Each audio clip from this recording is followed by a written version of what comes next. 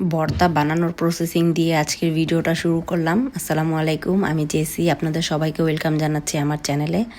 আশা করি যে যেখান থেকে দেখছেন সবাই অনেক ভালো আছেন।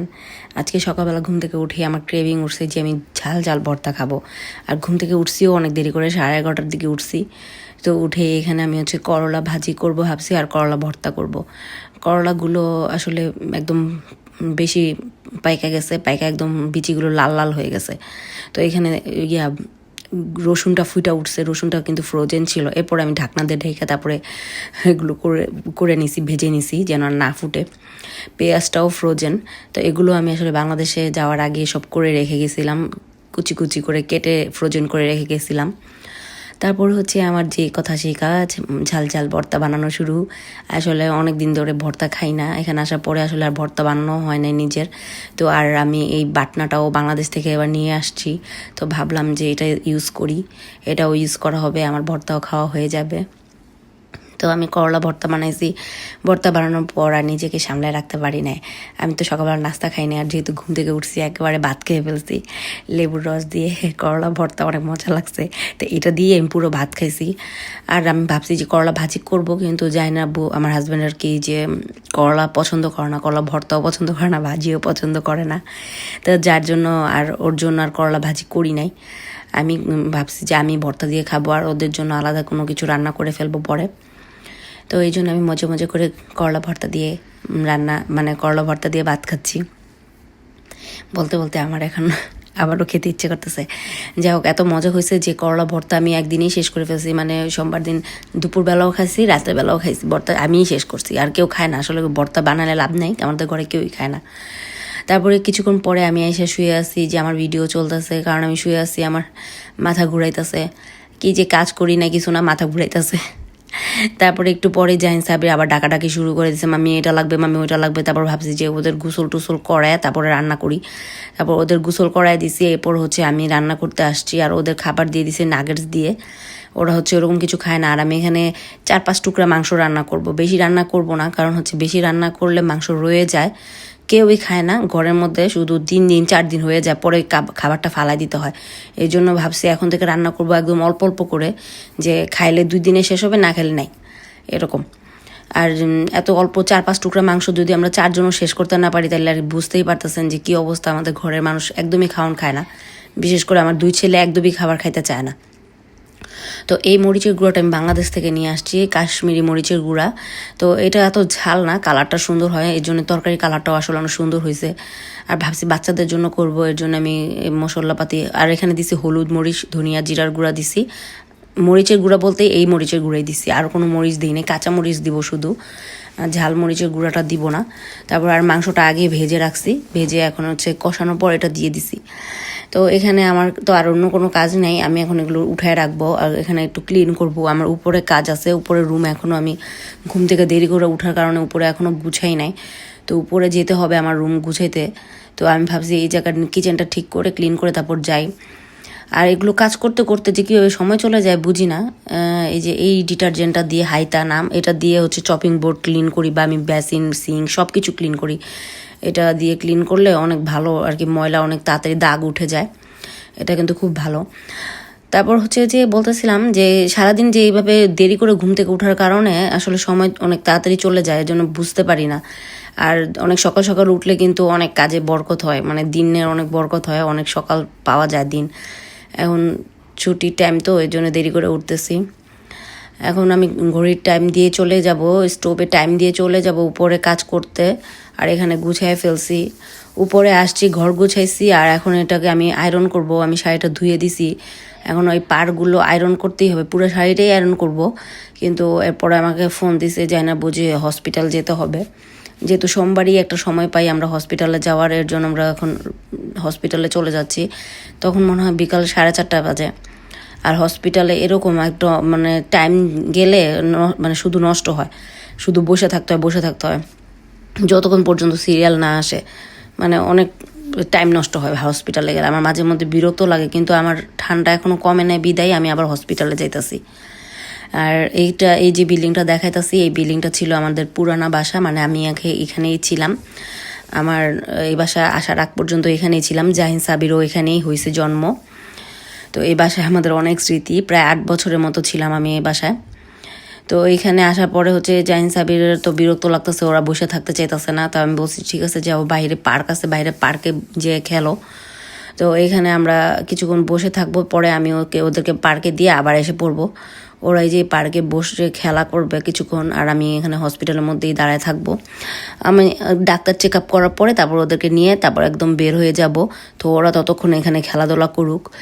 এই পার্কেও আমার একটা স্মৃতি আছে। এই পার্কের সামনে যে বাসায়, ওই বাসায় আমি মানে জাহিন সাবির হওয়ার আগে ছিলাম, মানে জাপানে প্রথম আসার পর 10 মাস এখানে ছিলাম।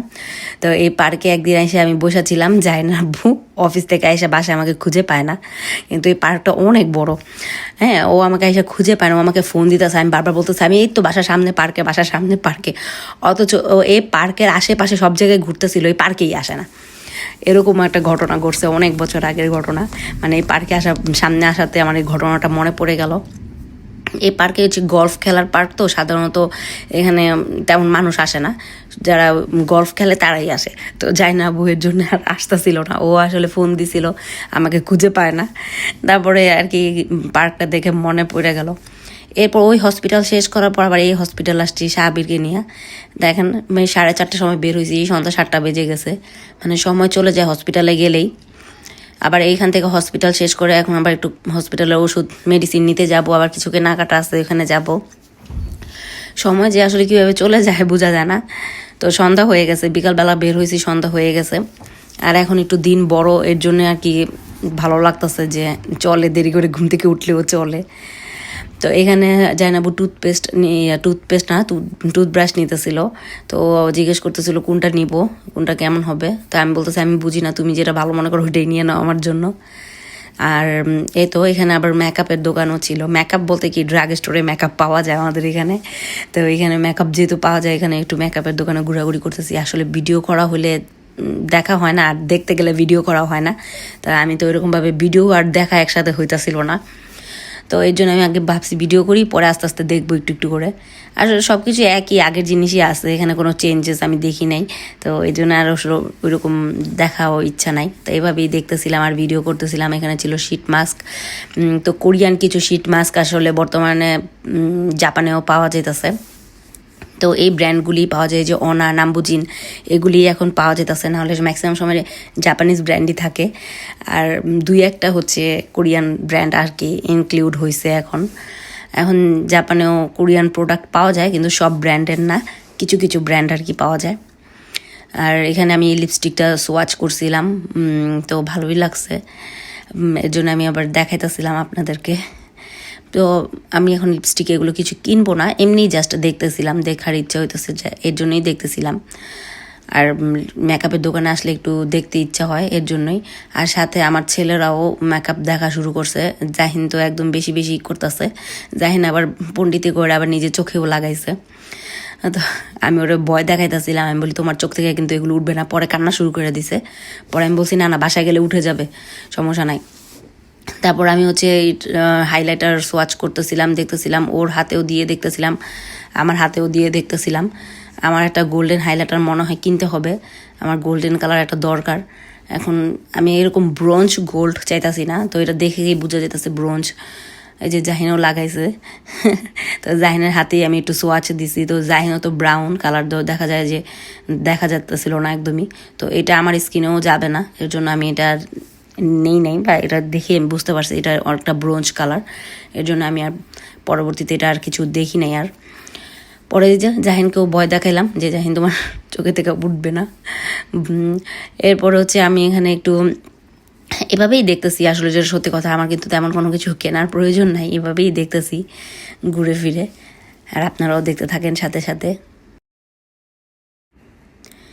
মেয়ে মানেই হচ্ছে মেকআপ, মেয়েদের মেকআপ জিনিসটাই এত পছন্দ, মানে কোনো কিছু প্রয়োজন না হইলেও দেখতে ভালো লাগে। কিন্তু মানে সত্যি কথা যেটা, যে যদি মেকআপ প্রয়োজন নাও হয় তাও যদি দেখি না ভালো লাগে আর কি। তো আমার এরকম দেখতেই ভালো লাগতেছিল যে আমি একটু ঘুরে ফিরে দেখতেছি। এখান থেকে বেশি ভালো হয় যে ওরা ডোঙ্কি থেকে মেকআপ কিনে, ডোঙ্কিতে অনেক অপশন থাকে, ড্রাগ স্টোরে থেকে বেশি অপশন থাকে ডোঙ্কিতে। তো আমি তো প্রথম যখন মানে এখানে আসছিলাম জাপানে 2000 2014-তে, তখন আমি এখান থেকেই কিনতাম ড্রাগ স্টোর থেকে। তখন আসলে আমি দমকিতে যাইতাম না, তখন আমি জানতাম না। কিন্তু যখন থেকে দমকিতে যাওয়া শুরু করছি তখন থেকে আমি বুঝতে পারছি যে দমকিতে অপশনটা একটু বেশি থাকে। তারপর থেকে আমি দমকি থেকেই নিই। আর এখানে হচ্ছে আমাদের ঘরের জন্য কিছু কেনাকাটা করছিলাম, ওই যে বডি সোপ, পাউরুটি, তারপর হচ্ছে টুথব্রাশ, যা যা লাগে। বাসায় যেতে যেতে 8টা বেজে গেছে। আর যে ড্রাগ স্টোরে গেলে যে মেডিসিন নিতে নিতে ওটা অনেক টাইম লাগে, তো মেডিসিন নিয়ে একদম বাসায় ফিরতেছি। সন্ধ্যাটা খুব সুন্দর লাগতেছিল। সন্ধ্যা তো আসলে আমাদের এখানে 8টা বাজে, তারপরও বোঝা যেতেছিল না। দিন বড় হওয়ার এটাই সুবিধা, কিন্তু ভালোই লাগতেছিল বাইরের আকাশটা দেখতে। আর রাত্রের বেলা প্রচুর বৃষ্টি হয়েছে, অনেক বৃষ্টি হয়েছে। তারপর হচ্ছে বাসা যাওয়ার পর হচ্ছে ওদের পড়তে বসাবো। ওরা অনেক দিন হয়েছে যেহেতু পড়তে বসে না, পড়ালেখা নিয়েও হইতেছে। ওদের দুইজনের পড়ালেখা অনেক পিছিয়ে গেছে। আর বিশেষ করে দুইজনেই আমার 2 বাচ্চার পড়ালেখা অনেক স্লো, যার কারণে আরও বেশি টেনশনে পড়ে গেছি। তো এরপর আমরা রাত্রেবেলা খাওয়া দাওয়া করে হাঁটতে বের হয়েছি। আসলে সব সময় বের হওয়া হয় না, মাঝে মধ্যে বের হওয়া হয়। তো আজকে বের হয়েছি কারণ হচ্ছে জাইন সাবি বের হইতে চাইতেছিল, এর জন্যই। আমি আসলে বের হই না, জাইন আব্বু একাই বের হয়। তো আজকের ভিডিওটা আসলে এ পর্যন্তই। আশা করি আপনাদের ভালো লাগবে। সবাই ভালো থাকবেন। আল্লাহ হাফেজ।